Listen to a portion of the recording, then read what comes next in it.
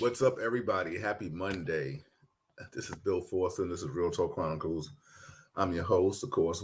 This is Real Talk with Assemblyman Al Taylor, and he will be here. And we have his chief of staff, Wendy, with us. So this is a good show. To be funny, not to be funny, but they're in Albany now, so this is where Real Talk is. Real Talk is on the road all over the place. This is what we do everywhere, like savoir faire. That's where we are. Just to lay down some of the sponsorships. It's always sponsored by the Daily Arts magazine. It's hard to see with the glare, but there it is. The 5th edition, #1 magazine, martial arts on Amazon. It also, too, we're sponsored by Ingram Taxes. Shout out to Jacob and his lovely wife. We're sponsored by Soft Illusions Art Gallery, my lovely wife and her mother doing their thing. I always show the calendar because that's what I have right now, so I show their calendar. We're sponsored by Reggie Wells, Quality Sound Speakers. They're pretty good, to be honest with you. I don't have to lie. Real talk. All right? Different colors. Different colors. And they go for $85. If you mention Real Talk Chronicles, they go for $75. I just got to mention Real Talk Chronicles, right? Also, we're sponsored by Melba's. Happy belated birthday to Melba when she had an awesome party. I didn't make it, but we were invited.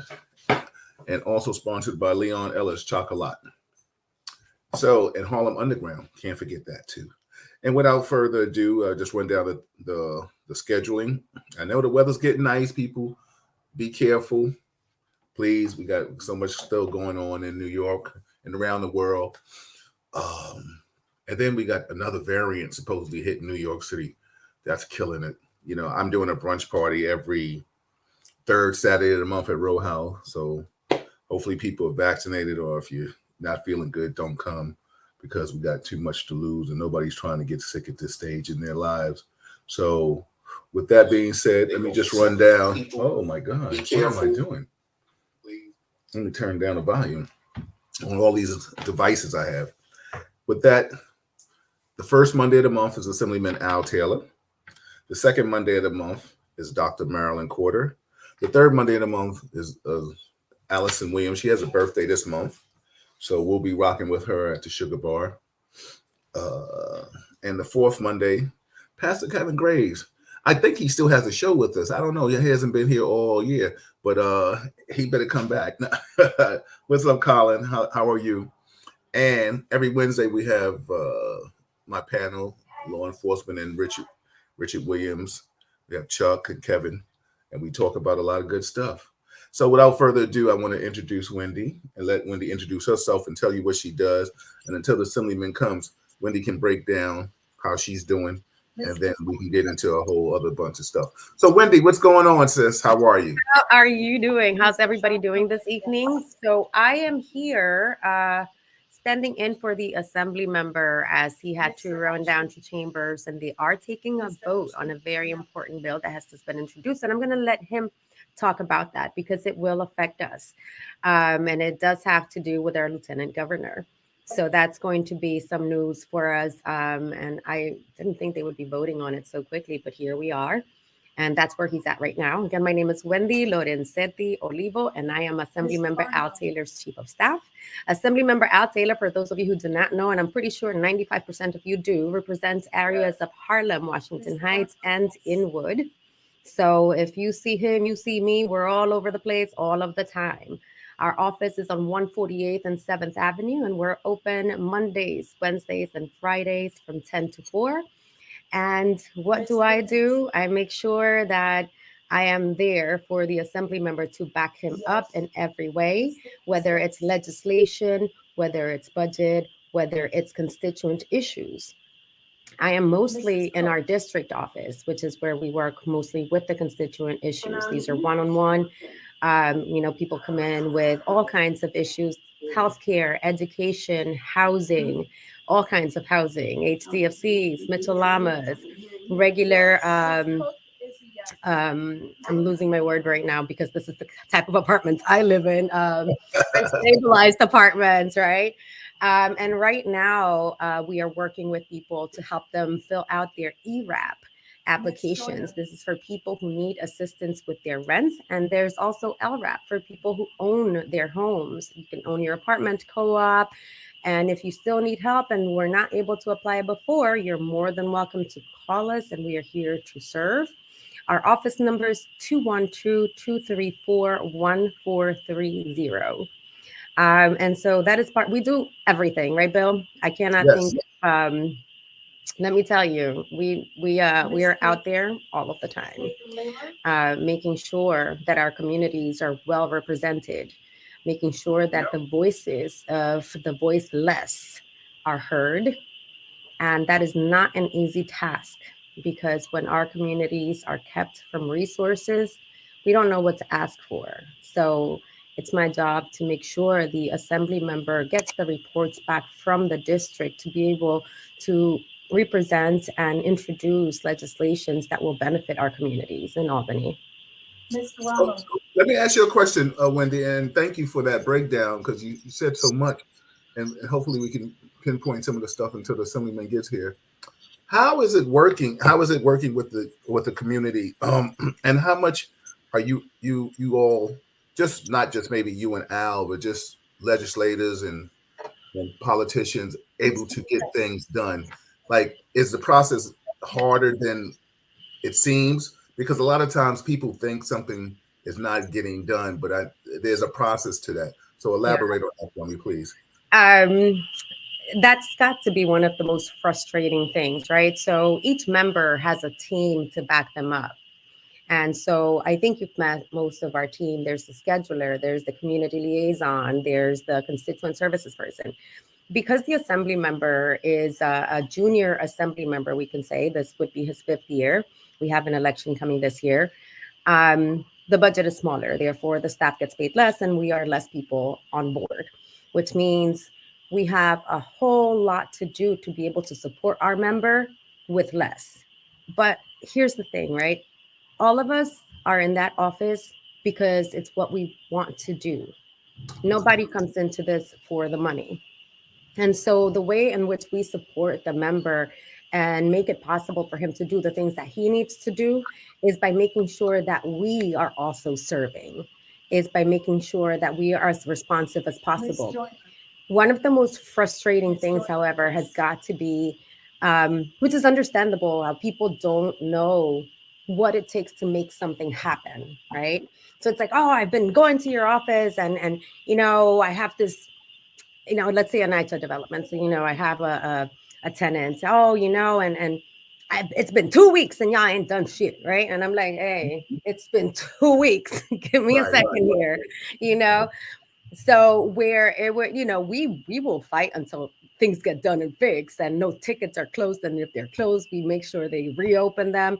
But it's a process. Everything is a process. And the same way, like, we're all members of the same community. So the same way that our community gets shit on, it goes all the way around. And so we have to work extra hard to make sure that our community understands that we are working. And then we have to work extra hard to make sure that we continue to serve and be productive. So, and then I tell people, like, so part of what we do is to understand that not everyone will understand what the process is like. And so I've been doing this since, like 20 years now. And learning to work with people and their needs, it is one of the most difficult things. Our communities, underserved, angry, hopeless, these are the people that you're working with, and they're going to come in upset, angry, crying, sometimes not. But it's a fine line, knowing how to make sure that we treat our people with respect, even when they come in yelling. Oh, he froze. It's your turn this time.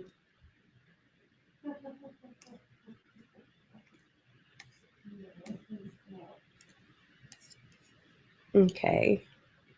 So it seems that our host is a little bit frozen he's back. Okay, yeah, where everybody's back. Over hosting, I'm like, that's it. This is my show now. I'm doing the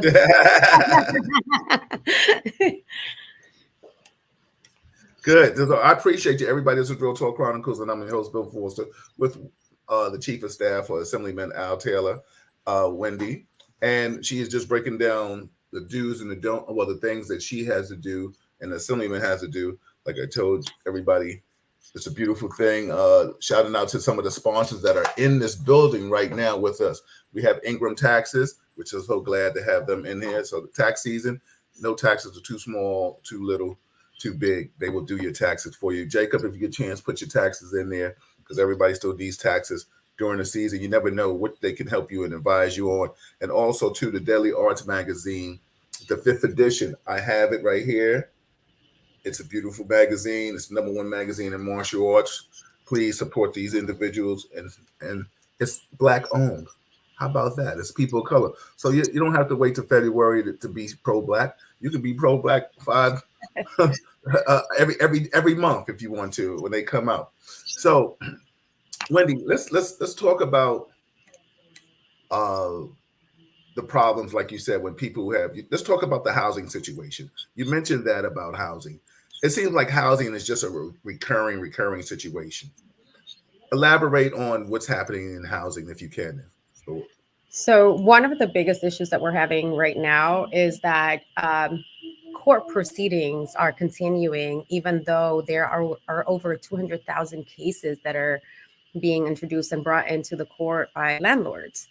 And so what they're trying to do is just continue with these cases. And what we're asking is for those cases, and by we, I say advocates in our communities, along with city officials, is asking the courts to slow down on the evictions. There are so many people who need help. Now, right to counsel is something that was introduced by then council member Mark Levine, who's now our Manhattan Borough president. Yes. And it was being rolled out by zip codes. And what it is if you find yourself in court, in housing court for any reason, then if you lived in one of the zip codes that was already rolled out, an attorney would be appointed to you and you would have representation. This was gold, because imagine, we have so many people in our communities who would not have any idea, one, where to find an attorney, two, what to do if they find themselves in front of a judge with their landlord's lawyer and alone. It's the fear, you'll lose your home just on fear alone. Mm-hmm. And so what's happening right now is that they're proceeding with eviction cases.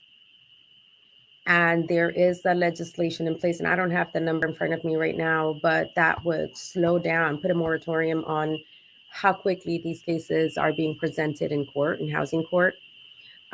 We have so many people, the pandemic, people like to say it's almost over. You just mentioned there's a new strain coming up. 3 weeks ago, most of us in the office were still sick.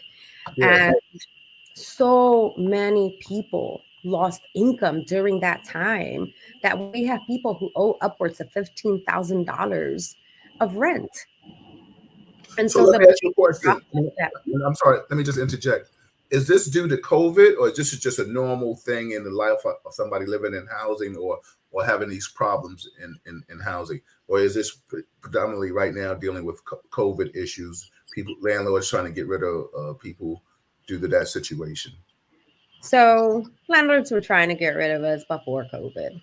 Right. Absolutely. And there were a very high number of eviction cases, which is why right to counsel was introduced to begin with. Okay. Now it's multiplied. It's going to get even worse. And we're also, there's also people who owe utilities, because those continue. There was a moratorium on these companies. They could not collect from you during that time. And some people, even though their incomes didn't stop, they stopped paying their utilities just to use that money for other things. Mm-hmm. And now find themselves again with huge debts to Con Edison. Yeah. Let me ask you a question. A question came in, I should say. Cheryl said, even with ERAP still accepting applications, I guess. Yes. ERAP is now accepting applications again. So if you have already applied, you cannot apply again. If you have not applied, you can still do so. Can you tell people what that is for the ones that don't know what a rap is? ERAP is, so let me actually give you the correct acronym, like what the acronym Mhm. is. Thank you, Um, Cheryl. Mhm. Thank you, Cheryl. But basically, what it is, it's for people, it's an emergency rental assistance program. Okay. All right. And there is an application. If a person applies for ERAP, their landlord cannot take action while that application is being processed. Mm, And the interesting. same goes for LRAP, which is for people who have properties or who own their apartments. People automatically think, LRAP will be for landlords, but some people own their own spaces. Like, we're allowed to do that. We can own things too. Yeah, So yeah, absolutely. You know, and I think that's the problem lies. You know what I'm saying? I know a lot of people talk about gentrification and trying to move people out, but now when we talk about the differences, uh, maybe from nature, how that kind of thing situation to regular you have shoe have situation. Can you break that down if you do know how those situations work with people? Because I know. Go ahead. you mean with like payment or? Just in lieu of people fighting for their apartments and having problems with UHAB and SHUHAB and these just different organizations that can take you to a court to try to get you out and raise rent. I mean, uh, I'm the president of my board, truth be told, and it's about to be co-op. And I know a lot of times some people have problems, and the thing people are always scared about the uh, the rent going up due to the units and the different, I guess, how they address it, dwellings. I mean, the different rooms, what they consider a room, what Size, they right, look at. right. Right. So, a lot of times people are afraid. And then, when they talk about affordable housing, how does that correlate? I'll let you break that down. I laugh because every time I look at affordable housing, I'm like, I can't afford that. Who can afford that? Right, Affordable right, right. but you definitely have different types of housing situations and how they're handled and how people are, So as far as like people who have rent stabilized apartments, these are the apartments where you renew your lease one or every 2 years. So every year, at the end of September, the Rent Guidelines Board gets together, holds hearings, which we are all invited and allowed to participate in. And these hearings are held to determine the increase, if there will be one, to our leases, whether they're 1 or 2 year leases. So when you get your lease and it's time to sign it and you see the increase, that's where the increase comes from. For NYCHA residents at this time, some developments, they are Section 9, which is you pay up to 30% of your income, up to, not, it doesn't have to be 30%, which is what project-based Section 8 would be. Um, and so it's all rated very different. If you are in a rent stabilized apartment, it's not based on what your income is. It's, you go to a rental, you rent your apartment, this is how much the rent is, and then your rent will go up every 1 or 2 years depending on how long you have signed your lease for. Mhm. NYCHA, you recertify every year. And unlike a rent stabilized lease with NYCHA, if your income goes up, your rent will go up. If your income goes down, then your rent will also go down. But you have to recertify every year.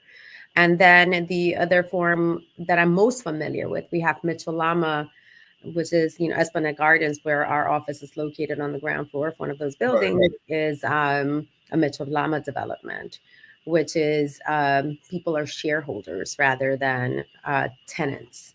Mm-hmm. So let me And just read some comments real quick, and I have a question for you. I guess Paula has said on the with the ERAP website, it was saying that the monies for New York City had been depleted. Cheryl replied and said Hochul did say that they were reallocating funds to extend the program. Jacob in the building said, question, I have a tenant on ERAP, but the funds were depleted. How can I further assist her to help her in her situation? Wait, what's the question again? I'm sorry. Jacob, he says he has a tenant on ERAP, but the funds were depleted. How can I further assist her to help her in her situation? So the 22-23 state budget included additional funds for support for ERAP. You are more than welcome to reach out to our office and we can take a look at it, or refer them to their assembly member if they don't live in the district. You know, all the assembly members work together. We all work together. So you definitely, anybody that come from Real Talk, y'all part of Real Talk, so and he's one of the sponsors, so we got to make sure. First and foremost, if I refer anyone out, I follow up. Here's the reason why I do that. Honestly, it is because if a constituent comes into our office who lives in the Bronx, right, and they're having a problem with an organization, they're housing a landlord that has several buildings in that area, that assembly member that represents that area will be more familiar with those landlords. But not only that, they will also be better informed of what's going on in their district. So it's not just because we don't want to see people, but it's honestly because the assembly member, the member that's representing you, should know what's going on in your district. And if one person is having an issue, you better believe more people are having the same issue. Most of these issues are not just, one person. But we try to never, ever say no to anyone. Never. That's kind of hard. Yeah. I would have a hard, Al says no to nobody. We could be in Timbuktu and somebody comes up to him and says, I need help with this. He'll be like, and there we are. Yeah. Yeah, definitely. Cheryl also said, thank you, Cheryl. Appreciate you. She said they also have programs to freeze rent. DRIE, DRIE, and SCREE for senior citizens and disabled, considering they meet the requirements. Do you know about those? If you can you elaborate for us, please? Absolutely. SCREE would be the senior citizen rent exemption. And DRIE is for the same thing for disabled individuals. Mm-hmm. For SCREE, it's for people who are over the age of 62 and older, who earn up to, or whose income is up to $50,000. Right, and what they do is, when you apply, if you qualify, I don't have the numbers in front of me, but we do those with our eyes closed. A lot of people don't know about them. So whoever brought it up, thank you. But what happens is your rent is frozen at the rate in which it was when they received your application. So let's say you apply for SCREE or DRIE and your rent is $749. After it's processed, your rent will stay $749. Now, here's the thing. Your rent continues to go up, but the increase is paid for in subsidies by the city. And so this is so extremely helpful for people who have fixed incomes. This is something we do this constantly in the assembly member's office. SCREE and DRIE are big. It's huge. It's good for people to know it. And actually, one of the interesting things about that, and perhaps, we can start nudging our legislators to raise the, quality of life and the cost of life has gone up. Prior to it being $50,000, it was $29,000. This is in 2004 when I started working for the legislature. It was $29,000. If you made one penny more, you wouldn't qualify to apply to have your rent frozen, even if your income was fixed. And then I believe it was, what year was that? 96, 2002, 2008, I think it was. They raised it to 50,000. Mm-hmm. That was in 2008. We are now in 2022. I say it's time that rate went up, because a lot of the people that we work with their social security checks alone may go over $50,000 if they spent the last 50 years working. Right. Um, we can't say, well, they made too much money. No. Yeah, I get it. You know what I'm saying? I mean, a lot of times, um, a lot of times your hands are tied, and I know you try. How often do you have to? Maybe if not you or Al, I don't know. Do you have to? Either you, one of you, have to sometimes go down to court and represent somebody from Harlem, or not represent, or a show of support. Mhm. Um, no, we do not do that. Again, we are a very, very small staff. That's one thing. Two, we have had right to counsel. So we've had actual housing attorneys show up to court with constituents. So what we try to do when people come to our offices and they need to go to court, we will get someone to represent them. We'll reach out to one of our partners, like Mobilization for Justice is one of them. They have attorneys that we work with, legal aid, of course, but they're also overwhelmed with cases right now. So, I mean, like if I had a sister who was an attorney who was doing housing work right now, I would have to take a number because Mm. that is how 200,000 eviction cases.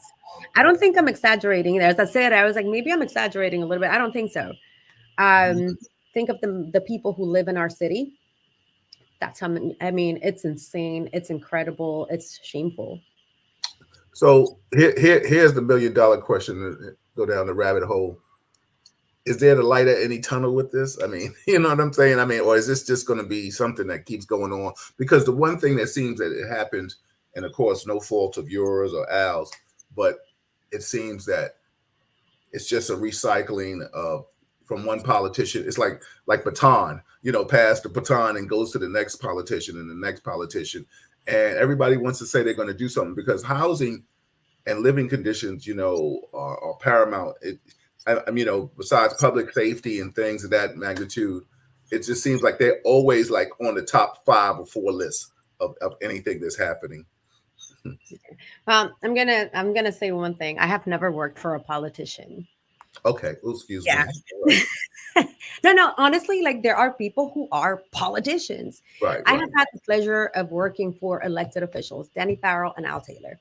Yes. Um, and it is a shame, but it's almost like things keep being redesigned around us so that we are not able to prosper, right? And so we have to keep fighting. We have to continue electing the people who are going to represent us well.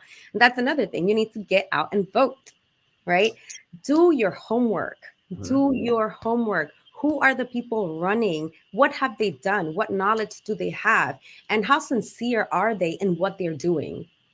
So, So Wendy, you said something very important, and I apologize for cutting you off, but I just want, before I'm getting a little older, so I don't want to forget.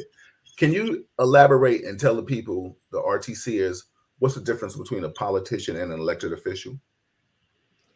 oh boy. You said it. You said I don't work for a politician. I work for elected I'll officials. say this. I love politics, right? Okay. And politicians have a very, very bad rap because we've had so many bad ones. Right. Am I wrong? No. And so that's why I say I work for a public servant. I work for someone who serves our community. So, for example, Al did not come into office because he wanted to take photos or to enhance his own agenda. Right. Yeah, his agenda is literally our community. And as much as like all of us in his office, sometimes we're like, boss, really? And he's like, nope, we got to go over there and help. We got to do. Listen, let me tell you. And that is the difference. When you have someone who is there for their own agenda, and then you have somebody else who is always available, just working and fighting. And it's not an easy thing to do. So people will say, well, how come you ain't doing this? Well, because it ain't that easy. Right. It takes a lot of work. And not only that, like when he comes up here to Albany, he's not just saying, hey, this is what we're going to do. There are other people who are voting against the things that are needed in our communities. So we have to fight them as well. So it's not that easy. We know what's right. We know what needs to be done. Well, I think we do. But it takes all of us. It takes the support of our communities. It takes the support of the staff to our member. It is a family. Our communities, we are all a family and we have to support each other. So as far as like, this hamster wheel of housing situations that we've had going on forever and a day, it goes back to quality of life as well, right? If Right. your apartment has peeling paint, black mold, tickets are closed, your tub ain't running well, like how well are you gonna do in school? Right? How well are you going to do at your job? And so your quality of life goes down. Our job is to make sure that our people have places they can live in, places that, and again, I know people will say, because I have this conversation every day. Well, Wendy, I called you yesterday and that shit is still broken. And I'm like, yes, Right. because Right. now Right. I have to fight for that. Like, Yeah. Yeah. we don't call places like this is Assembly Member Taylor's office. We said, do that. I wish we could do that. But we also have to fight. And what we used to fight is the knowledge that we have, landlords don't count on people to have knowledge.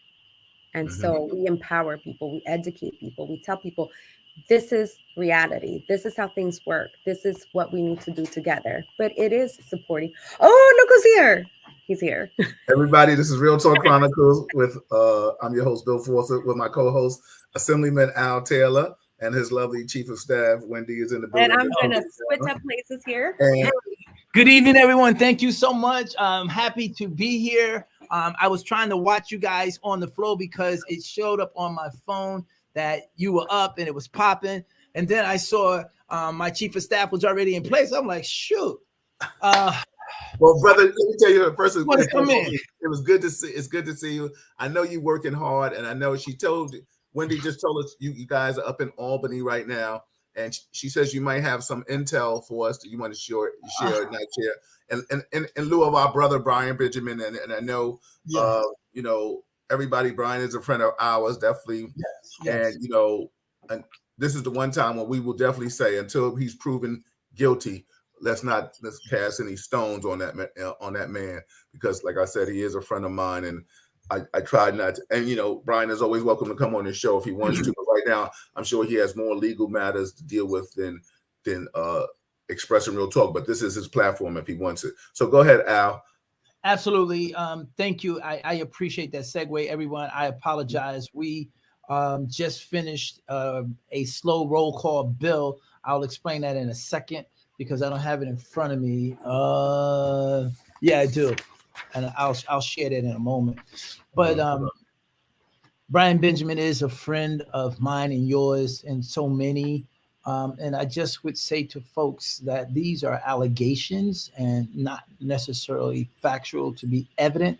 And timing is always suspect, but we continue to keep him in our prayers and thoughts, his wife and his children, and so many of us that are out there that just because the media says it doesn't make it right or wrong, but just give space and an opportunity to let the facts bear out. That's all I would ask people to do without being judgmental. I am happy to be here this evening. I am so late. We only have a couple of minutes. That's all right. Yeah, we only got you for a few, but I know we're gonna rock on and give us what I said that, Brother Bill, because I didn't see Michaela. I'm like, where's the wife? You know what I'm saying? But it's good to see you. She's doing us stuff, brother. All right, I'm just saying, shout out to the wives, to the wives. Yeah, shout out to the wives. Absolutely. I got to meet my wife in a little bit. So listen, the bill is 10135. It was introduced on this side by Assemblywoman Paulin, Latrice Walker, and Jacobson. There are three different regions of our state. Most people know Latrice Walker. She joined us last time around on the bail reform, and she was very informative. And on the Senate side, it was sponsored by Liz Kruger out of the east side of Manhattan. And the bill basically says this: an act to amend the election law in relation to providing for the declination of a designation as a candidate or nominee for a party position under special circumstances. And the short of that is, currently, as the law stands 15 minutes ago, that well, it still hasn't been signed into law. Basically, what happens is if anyone dies, their name is on the ballot. If someone is indicted and they want to step off the ballot, they can't because the system goes through. And we know there was a post by Brian Benjamin today that says basically he wants to move forward and get out of the way so things can happen. And you all can draw your own opinions about what you believe or what you think and how you would have preferred it to go. There are at least 150 of those opinions in this space right here with these legislators. Right. And so I'm smiling because Brother Bill, some of our legislators, our colleagues in government saw fit to say, hey, we don't like this. And this is democracy. And they asked for a slow roll call. And a slow roll call means that you must be in the chamber to vote or have an excused absence that will allow you to vote off premises. So there's some of our colleagues that are having major health issues and they're unable to be in this space, but they've been granted provisions to be online so they could vote. And it was, I think around I would say about 6:40, 6:30, somewhere around that time, the call went out for a slow roll call. And that means wherever you at, in your office, in the mall getting a sandwich, you got a 911 back to that chamber so that you can stand up and say yes or no to that piece of legislation. And so they kept counting the numbers. So that's why I'm late. There's so many things that are happening. But let me pause. And while you pause, and everybody, this is Real Talk Chronicles. That's Assemblyman Al Taylor, my co-host. This is Real Talk with Assemblyman Al Taylor.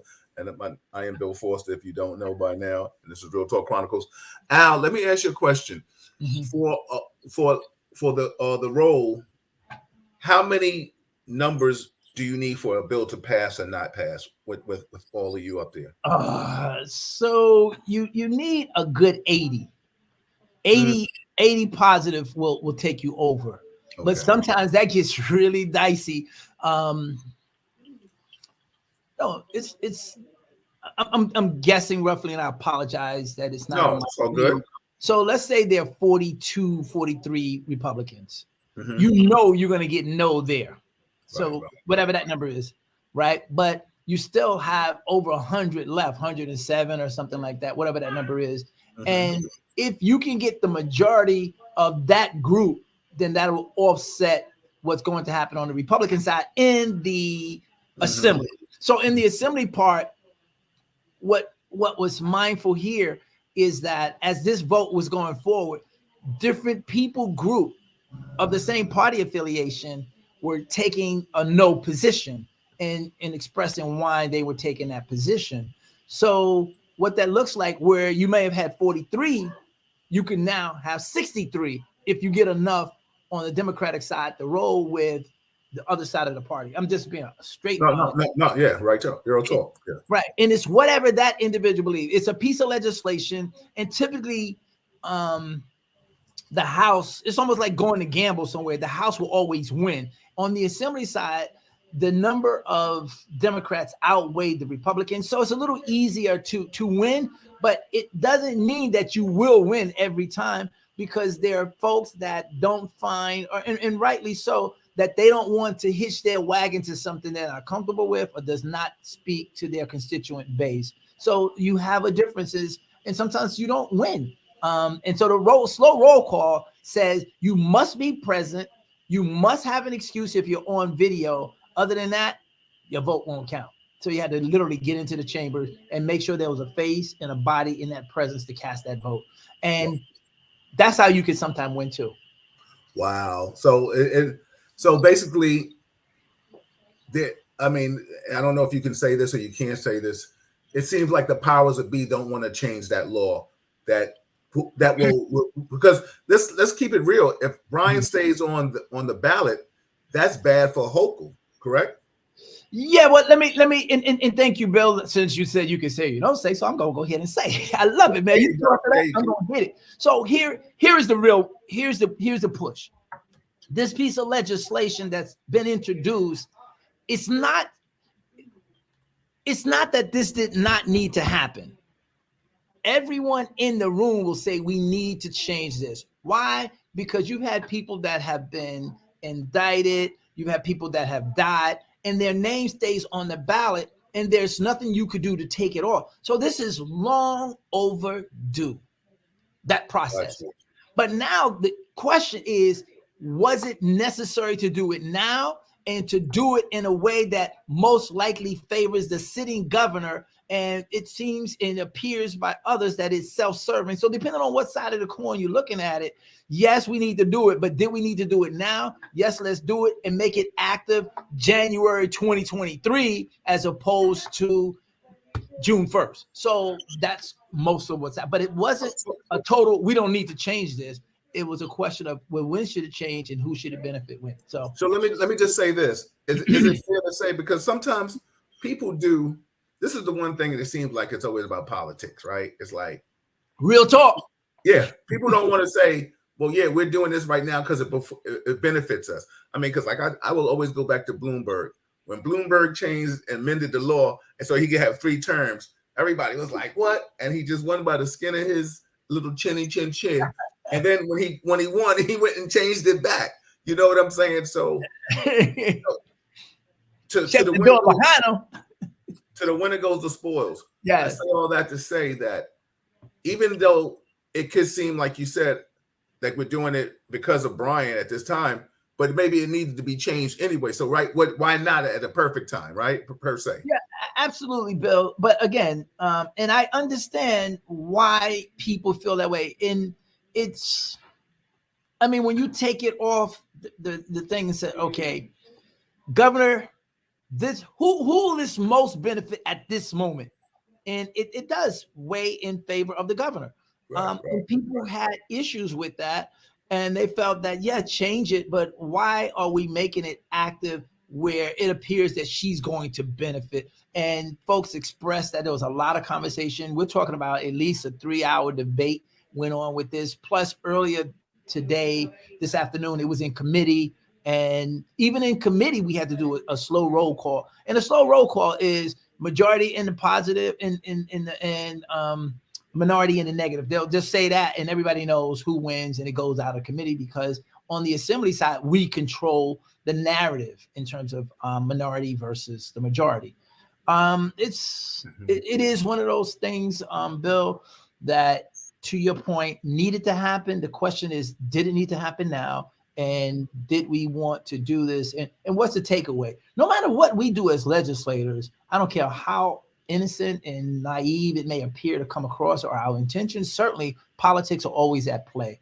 I don't care what people say, there are some politics in it.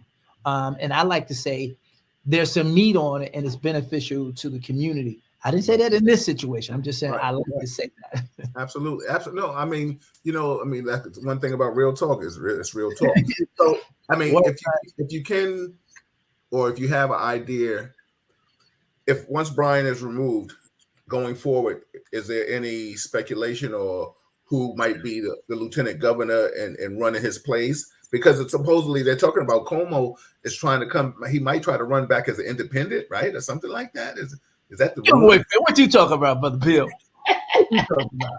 Don't wait for here now. You just starting trouble, man. Ain't nobody said nah. Y'all good people ain't heard nothing like that out there, has you? No. I'm laughing because we don't know, brother. Okay, we don't know who will be the replacement. But this is what you have. And this is a great time for the people that may not know, the petitioning process is, with the petitioning process, you have a committee on vacancy. And a committee on vacancy does this. Whether it's 10 people, 7 people, I can't remember if it's an odd or even number, their names are listed on the petitions when you're running for office in most of the city and local state elections. And the Committee on Vacancies' job is to nominate a person if the original candidate is no longer available to serve in that role. So Brian Benjamin comes out. But on those petitions, there's a Committee on Vacancy. They will get together and they will nominate someone that they'll all agree on. And if it's a committee of 10 or 12, they will select that person and that's who the governor will have. Now, how does that person get there? How are they in the room to be considered? I have no idea. No one that I've spoken with thus far has been able to say, well, we think this is so and so and so and so. Now, let me just pause right there and say this. While that person would go forward with the advancement of the party, saying this is the choice that we want to put next to the governor, they go immediately to the top of the meat chain. It leaves those that have been out here running the race. There are a few candidates that are running for the lieutenant governor spot, and they get, unless one of those names out of that group of people that are running for that particular seat now, unless one of those are tapped to be in that space, for the most part, they're running, and it almost looks like the deck just got stacked against them, depending on how you're looking at it. You know, like you do all that you're supposed to be doing. You never miss guard mount. You're there for everything. When they show up and you look at your book for your patrol, you are there. Boots are shine, badges, love in the community. And then you see somebody that comes in and sleeps in their uniform. They do all the crazy stuff. They're late. They got charges against allegation, and they get to be knocked up to the detective or whatever. Like, yo, I'm just saying. How that happened? Exactly. How that happened? Yeah. So, I'm trying to be as transparent with folks. I have my own opinion, but I'm not trying to give you my opinion. I just want to give you the lay of the land. So let me just give you all something else that's happening that we haven't talked about. And that is the redistricting. I know you've watched that, Bill. The new lines and what the courts did and what they're doing. So I am in, this is an election year. I'm laughing because you can't make this stuff up, man. Between the budget and where we're at now, it's like, where in the name of God? If this were, when I was a kid, they had something called Peyton plates, or As the World Turned. I remember that. Yep. Mm-hmm. This stuff could be a soap opera. It's like, wait a minute. And you're here and you're focused on something else. You're like, whoa, we didn't see that coming. Whoa, we didn't see that coming.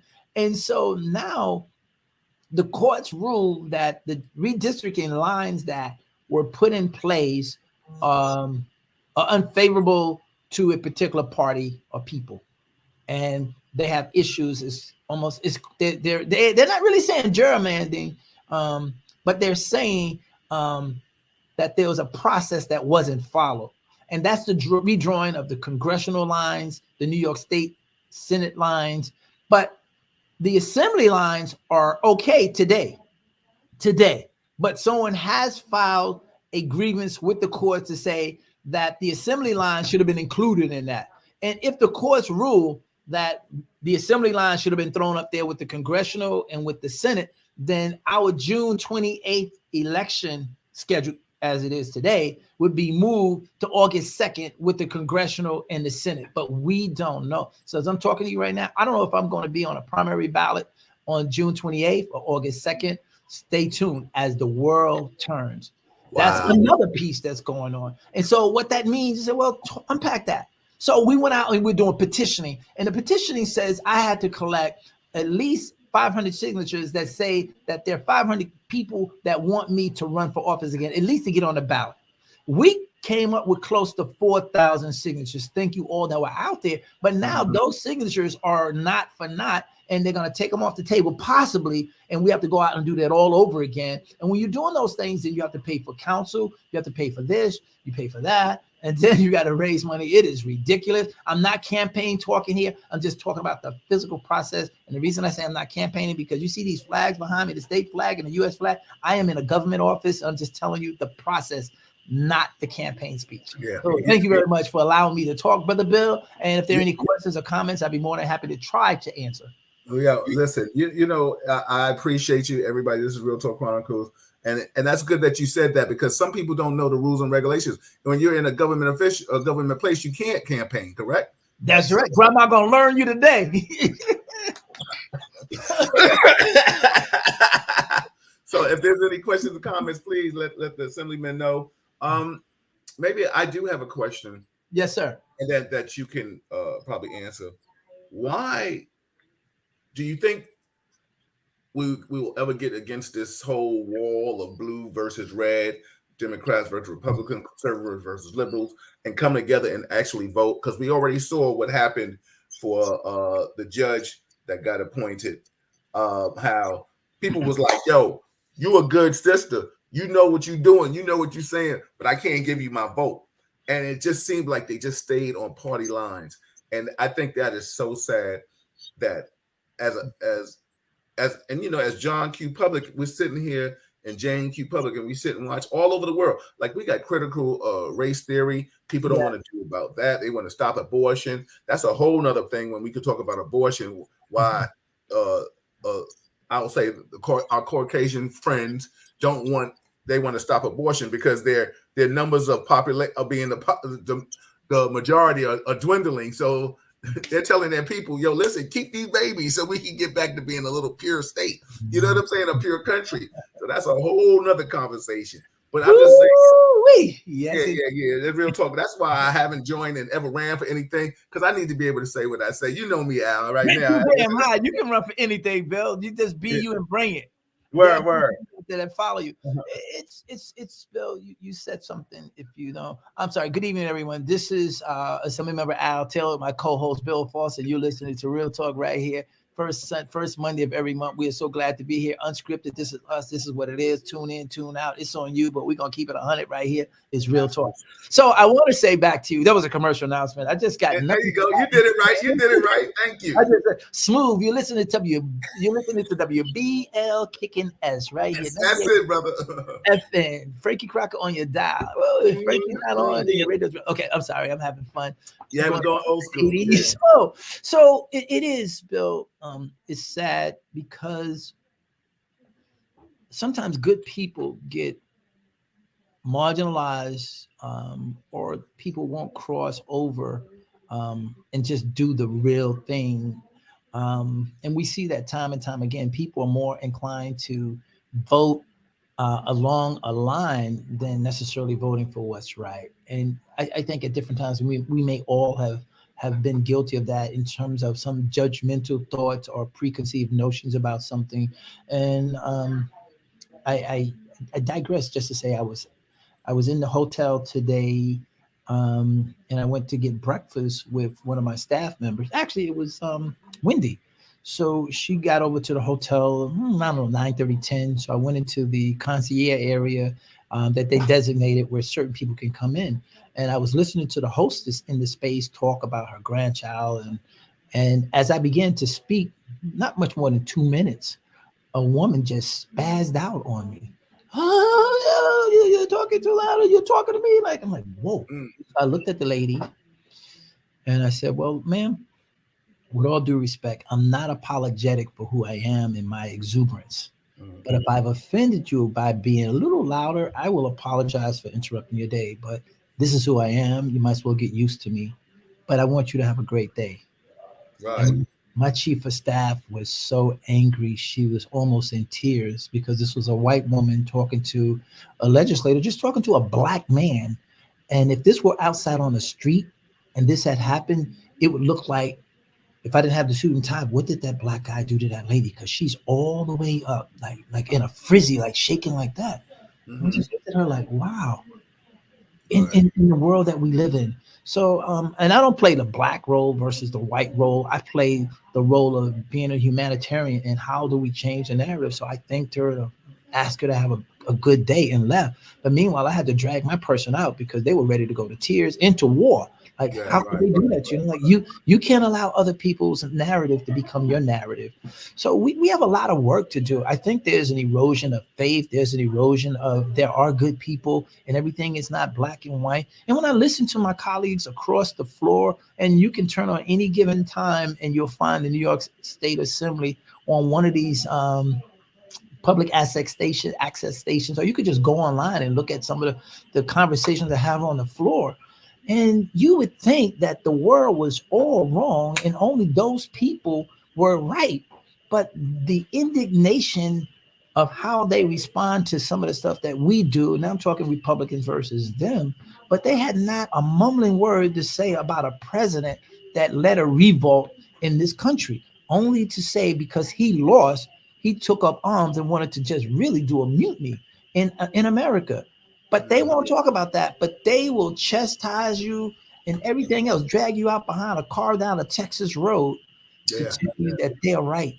And they don't even blink. And I look at them like, you know, I admire you. We have a lot of conversations, but are you really in good conscience telling me that you're pointing a finger at this and you don't have the audacity to call out? And I don't mind you being right, but just use the same measuring stick that we had a president that led this nation that refused to believe that he lost. And right now, he is the big guru, and they're still pouring his Kool-Aid and drinking his Kool-Aid. And we're not careful, we're going to get in trouble. So if you want to talk about changing the narrative, and to your point, you said people, yeah, but I don't want to get involved. And I run into people, they say, Al, I see what you're doing. We like what you're doing in this particular community. Yeah, dude, I know you, but I can't vote. I don't get involved in politics. Yeah, that doesn't make sense to me. And I'm like, you know what? Tell me you're not a registered voter. But don't tell me you can't get involved, but you're reaping the benefits, and you can even get greater benefits if you become a part of the process, period. Yeah. That's the part that angers me, but I have to swallow and say, okay, that's that person's narrative. So let's see if they have some grandkids or kids that we can start to change a narrative with, because the poison has been laced and nothing good ever comes out. But remember, if you were following in the biblical days, it says nothing good can come out of Nazareth, because that's what they said about Christ. Oh, he's from where? Oh. And people look at us and say, there's nothing good out of the hood. Bill, we come out of the hood. Look at you. Yeah. Somebody tell your wife you ain't no good and you're not going to measure up. Somebody tell your mama you ain't no good and you ain't going to measure up. Right. What? Yeah. You come from good stock. And we understand what it takes to transform our communities and people, whether you are what party or the next party. It matters not if you're not actively engaged in the process of political change. And what I'm saying about political change, you don't have to join any party, but know that from the time you were born to the time you die, your life is legislated. People are making decisions about you, whether you're in it or not. Decisions are being made about you. Do you know, people, hypothetically, if you take off your necktie or the bow tie and hang it on your rear view mirror, then you are obstructing justice. I mean, your vehicle. And people know that's just cause for an officer to stop you. We fought, put in a piece of legislation, said, no, I was a cop. And I'm going to tell you, Bill, I know I may not have been in New York City, but I was a cop in Germany. I was a cop in Arizona. And when you drive the streets on a Monday night or a Tuesday night, typically, those are the slowest nights that were in my spectrum where I was. So I'm looking for a tail light out. I'm looking for a dingle ball over the thing on the rearview mirror, because I need air fresheners and shit like that. Right. Yeah. People don't even know. And when they stop, it is a law. And I said, it's just another way to engage us, and we need to put that back. So I don't know if the governor signed it, but we passed it in the assembly, and we passed it also in the Senate side. So I just use that as a reference to say, from the time you were born to the time you die, decisions are being made about you. And if you don't care about you, then think about your grandchildren. Think about the future of those from your family and what you would like to leave as a legacy. So I want to thank you all again. This is Al Taylor. Hold on. Yeah, go ahead. Break it down for me. I got some questions to comment. I love it. I love it when somebody else gives a public service announcement. Colin said, I'm going to read some comments in a question from Tramel. Colin said, Senator Tim Scott should be ashamed of himself, or either first appointment of a black justice to the Supreme Court of the United States. Exactly. He didn't even want to vote. Andre said, it's not playing a black or white role, but it is what it is, or how they see us. Yes. Also, too, Norman said, he says, I still think Mr. Taylor looks like Adam Clayton Powell Jr. All right now. Andre, they are so gracious. I'm going to send it to my eye doctor. They are so kind. They are so blessed. Grandma said, bless it, little heart. Thank you. I saw you, Stefania. I'm gonna let that be the last question. Andre also said, it takes a big person to cross the line. A lot of people are fearing losing friends or population by telling the truth. Tramel also asked, he said, I would like to know what's his stance on the mandates. Do you support is that Coicron or choice? Is that a word? Yeah. I'm not understanding the question. Could somebody elaborate? He says, Tramel, I don't know. You'll one day might have to look and come back into that question when you go into the chat. He says, I would like to know what's his stance on the mandate. Does he support COE, RCION, or choice? I'm sorry. Are we talking about COVID? I'm not understanding what it is. I don't know. Tramel, you might have to elaborate on that, brother. I see you, Ruthie. What's going on? Also, too, Stefania wanted to know real quick if before Tramel, if he can get back to us on that. Stefania and Tramel we're gonna bring Tramel on one day because he's good into the politics of representing the union for the MTA. So he's let's do it. Conversation. So he said yes, COVID. He said yes, COVID. I have a different viewpoint, and my record would show. Most of us now know COVID and the mask, non-mask, vax, unvax. So in 2019, there was a bill, and they call it, and it was a bill that we passed in the assembly that took away the out clause. So previously, a child could have a letter from their physician that opted them out from having to be vaccinated. This was in 2019. And the bill was passed in New York State in the assembly. I voted no on the bill. And the reason I voted no was because it took away an opportunity for people to have an out clause if there was a medical condition that impacted that child or that individual, that taking the vaccine was worse for them than what could happen. That was my position on it. I was one of a handful of people that took that position. Now let's put this over to the left. This was in June, somewhere toward the end of that legislative session. Now let's come back to 2020 when COVID is now full throttle. And remember how eerie it was in New York City. You didn't want to pick up the phone. You were afraid. The call was somebody else, or you called somebody and you couldn't find them, didn't know where they were. People were escorting their loved ones to the front of the emergency room and never seeing them again. So all of this stuff was going on. And then at the same time, simultaneously, we're talking about what it would take to get on the other side of this, what vaccines were there. And people were like, where, when? And we never even imagined, I didn't, how fast and what it could be. Now, I'm not here telling you that you have to or you do not need to. I think that if we are really going to be true to ourselves as people, and I know I'm not going to land where people want me to land, but I'm going to land where I'm comfortable. And that's this. Mm-hmm. If you don't want to be vaccinated for whatever reason, right, then I would say that person or those people need to be tested more regularly, more frequently, and that's what it is. So if I choose not to, then maybe I'm getting tested every other day. I don't know, some type of, so that it's not either or.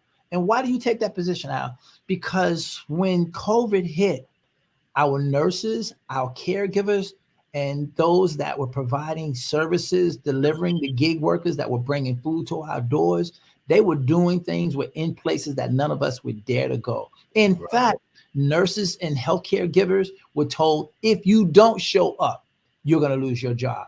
And there were no PPEs. And there was a shortage on masks. These blue ones that we are wearing now, and they're like less than a penny a piece. You found them everywhere. But there was a time when those things were not readily available, and the people were serving. They put their lives on the line only to now come back and say, you must take this vaccine or lose your job. I think consideration should be given to them always, and just change the scenario, because they've been through hell and high water, and we bang the pots for them, but we kick them out on the other end. So I'm just not wired like everybody else. I think that there should be a possible happy medium, and then depending on what you do, you may not have access to that job. But can I what's the word I'm looking for? Can I reassign? Can I redirect? So that if you are doing this and you don't have the vaccine, well, maybe we have to put you over there. But I think there should be some kind of a choice, because they led us through a crisis, and now we're saying, get this or get. That's just, y'all. This is real. Right. Tramel said facts. And then Andre also said, he said, my body, my choice. Al was correct. Regardless of how someone else felt or feel, your right should not be up to a government choice. Tramel said, I like his answer. Very good. And the last question before we get out of here, we'll make it light. And thank you for breaking it down, Bill, because I had no idea what he was. I'm like, yo, make it plain. Yeah. And thanks for Naomi and Tramel breaking it down for me too. Stefania wanted to ask this question before we get out of here. She said, Can you ask Al what made him get into politics? Oh, wow. Wow. That is so heavy. And if I can edit her question to say what made me get into public service, I'll answer from that perspective. Wow. It's really emotional for me because I started as a student and I didn't come to this with the idea that I was going to be a politician. I found myself early on becoming an advocate for people. So I came home, and when I say came home, folks, I'm coming home from the military, and I enrolled at Lehman College. And there, I quickly, my freshman year, I was inundated with classes. The second semester of the first year, I got involved in the Veterans Club, and I worked for Dean of Students there. And my job was, as a worker there, was to help vets and their dependents get their classes and the benefits that were assigned to them. And then someone came over to me and they was like, hey, we're doing a fashion show. Can you help us? And back then I thought I was halfway good looking. Now I'm old and roll over. And I was like, yeah, I want to be a part of that. And I watched them do a fashion show. And I was like, you paid that guy? And they said, yeah, we paid him that. I was like, yo, he's a cornball. This was a fall of 1980. I said, okay, let's do this again. Next year, if you want somebody, I will do it for free. Let me tell y'all, dude, doing this for free, I met my wife, son, straight up. So I got to put that in there. Lehman College. So I did the fashion show. Ace Productions. And we hadn't even gotten to Ace Production at that point, Bill. It wasn't even there. And Absolutely. and some guys came to me, I don't know, they much smarter and slicker than I was, and they were getting ready to run a slate for student government. I had no idea what student government was. They told me to come over across to the other side of the campus. Anybody been to Lehman College over on Jerome 197 Peace? There's a student life building. I go into the building and they talked to me for a few minutes. And I said, okay, thank you all so much. The guy he was a vet also. He told me to go talk to them. And then the next thing I know, they put me on a thing and my name is there. And what I realized is that they used me because I was connected to so many people doing the fashion show. We were rolling it out. And I became entertainment programmer for Lehman College. So I became an advisor to like 80 different clubs on campus. So I found myself, and I'm trying to unpack this as short as I can for her. So doing those things, and on the campus, then we had Andre Harrell, who was Uptown CEO. Yeah, Dr. Jekyll and Mr. Hyde, absolutely. Mr. Hyde. And then come Alonzo, his partner. So I helped enroll him. And then I started doing concerts at the school. So I did concerts at Lehman College in the 2,300 seat Performing Arts Theater. Dr. Jekyll, Mr. Hyde, they didn't show up. I did James Brown, D-Train, Stacey Latta, Saul, the Shy-Lights. The list goes on. And again, and how do we do these things? And working in the dean's office, like, how do you help? You help. So I'm constantly helping.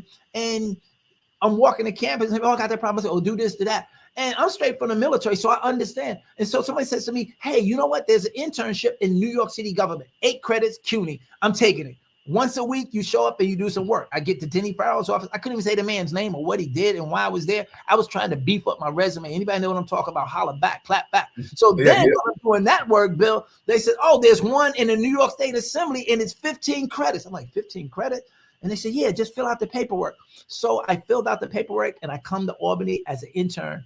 And I spent, like, I loved it because I'm not in class. And I'm like, all I really want to do is look smooth, right? And make sure they give me a great, I want to work hard, but I want a really fantastic recommendation on my resume. I didn't know the guy was going to keep me. I didn't know I was going to leave there and go work for Daniel P. Moynihan. I didn't know I was going to start to run races and be a part of Jesse Jackson, Moynihan, and so many different things. I'm just living life trying to get out of NYCHA housing uptown. So I am a servant by heart. And so I tell people I'm a public servant. I'll do this work in here or out of here. You may not like my answer, but I'm not going to lie on you. I'm not going to piss on your leg and tell you it's raining outside.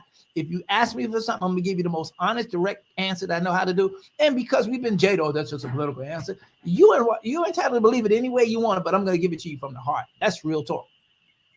Everybody, that's real talk. That's Assemblyman Al Taylor. Andre says, he said, there's something generally real about the guy, which draw you into believe his journey. He is us. He always needs to be out there. Absolutely. That's why that's my man, Al. Andre. That's why that's my dude. That's my co-host. Everybody, that's Assemblyman Al Taylor. I am Bill Forster. That's Reverend also Al Taylor too. So, anything you want to say to people? We'll see you next. We'll see you in June. But is Yes. anything you want to say to anybody? Yes, I want to say thank you. I want to thank you to my chief of staff who was holding it down while I was over on the floor doing the people's work. Thank you all so much, Brother Bill. Love you guys. Give the wife my love. Hey, folks out there, remember, if you're not at the table, then you're going to be on the menu. And take nothing lightly. There's a lot of stuff going on. Make your own decisions, but make it because you've done the work, you're thinking about it, and that's your conclusion. And if you don't know anything else, then go do the research. Don't leave with the first thing that comes out. Well, you know what they said about him. Yeah, but you know what they said about that other guy, and they crucified him. I'm just saying. Absolutely. Hey, Real talk. You know what I'm saying? When they had me locked up and they were trying to put me on the bus to Rikers, it didn't go down. I met Judge Bruce Wright. Let me tell you, it's no fun being in Center Street in that cell with everybody, and you got to Man, they give you a piece of bread that big. The meat was that big, and they gave you a little cheese. I ain't had no cheese. I got robbed, man. They got my cheese at the bar, but they gave me a little thing of Kool-Aid. It was like liquid syrup. Boy, that thing tastes like steak, son. And I was like, you know what? There are a lot of things I will do, but I will never send myself there intentionally. And I'm not saying people go there intentionally. I'm saying I had a different purpose for my life, and it wasn't going to be spending it in there. So anything I can ever do for anyone here, let's do it. Stop talking about it and be about it. Faith without works is dead. Let's go do the work. Awesome. And does Wendy want to leave information for you guys before you go? Okay. Oh, Wendy? No, I said, does Wendy want to leave your office numbers and stuff like that before we go? Yeah. Come on, Wendy. I'm sorry. I'm wired, man. I had a cup of coffee before I got here. So now you see, like as I was saying before, when you come in here to work and to serve our community. That's why I don't work for a politician. So I had to tell them earlier. That's it. She said that earlier. She said exactly. Yeah. Yes. But we are in our office on Mondays, Wednesdays, and Fridays from 10 a.m. to 4 p.m. We do ask that you call ahead 212-234-1430 to make an appointment. The only reason we do that at this time is to make sure that our constituents remain safe. COVID is still out there, and our large part of the constituents that come into the office are seniors. So we have to make sure that we take care of them. If you would like to reach me via email, my email address is olivow, that's OLIVOW @nyassembly.gov. Thank you. And also, if you get redirected, it's because I have a staff of 6, maybe 5. And if you're not in our district, there's certain things we can do. If it's by the way, where's that? You got it. But if it's going to require you coming out of the Bronx and working a 3-month case, we don't have the bandwidth. But what we will do is reference you and connect you to your elected official. That's all I'm saying. So he didn't want to see me. And they said, well, I'm coming to your office. You're never there. If I'm there, I'm in the wrong place because I'm supposed to be here. And if I'm here, I'm supposed to be. Y'all know what it is. Man, I love my people. I'm proud. I'm proud. I hope your people love you, man. Your people better love you, right? Man, listen. So what are we now? We're just waiting to find out. I guess when you come back in June, you'll let us know if that law passed for you to for the election in August or June 28th or something. I would say to your listeners, watch that closely because you'll know it in the next few days. I would say that answer will pop up. Today is Monday. I would say by Friday, we'll know. I'm supposing by Friday, we will know if our assembly race will take place in June or August. But certainly there is a race as it stands right now. The congressional race and the New York State Senate race are scheduled for August 2nd. That's the real. The question now is, will we be put in there? And there are 2 reasons. Do we go there because this is the allegation that said we should have been included? Or will the state say it's too expensive to run 2 primaries in this state and just say we're going to do this instead and put us over there? We don't know. We're legislators, and baby, did we step in this one? Absolutely. Bill, love you like cooked food, my brother. We got to catch everybody. This is Real Talk Chronicles. That's my co-host, Assemblyman Al Taylor, and as love it, Wendy Olivio, right? That's how she pronounced her last name. Oh, yeah. She rolled those R's and O's. Yeah. My tongue right now is in the mood. If I can say Eisenhower, you can say my name. Oh, there it is. That's why I don't say Eisenhower. Exactly. Good night, you guys. Everybody. Thank you so much, man. I appreciate you, brother. Be well, be blessed. I see you later. All right, for Everybody, sure. Real Talk is sponsored by Reggie Wells Quality Speakers. It's sponsored by Melba's. It's sponsored by Leon Ellis, Chocolat, Harlem Underground. It's sponsored by Soft Illusions Art Gallery, and it's sponsored by the Deli Arts Magazine. I always got to hold this up. And oh, let me show you something, Al, before you get out of here. Are you still there? Are you frozen? I think Al left. All right, but you know what? Listen, please get this magazine. And then the beautiful thing about this magazine, if you get it, you're definitely going to see sponsorship in here, baby. Real Talk Chronicles is in this thing right now. And it's also sponsored by Ingram Taxes. Reach out to them people. If they need your taxes, no taxes are too small, too big. Listen, May 21st, the brunch party at Row House. Please be careful out there with the COVID, the new variants, A and B, and all kind of different ones. I don't know what's going on, everybody.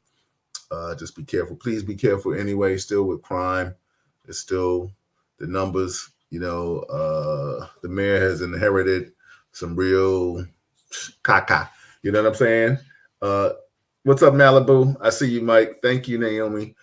Everybody, this is Real Talk Chronicles. I'm your host, Bill Forster. I'll see you Wednesday.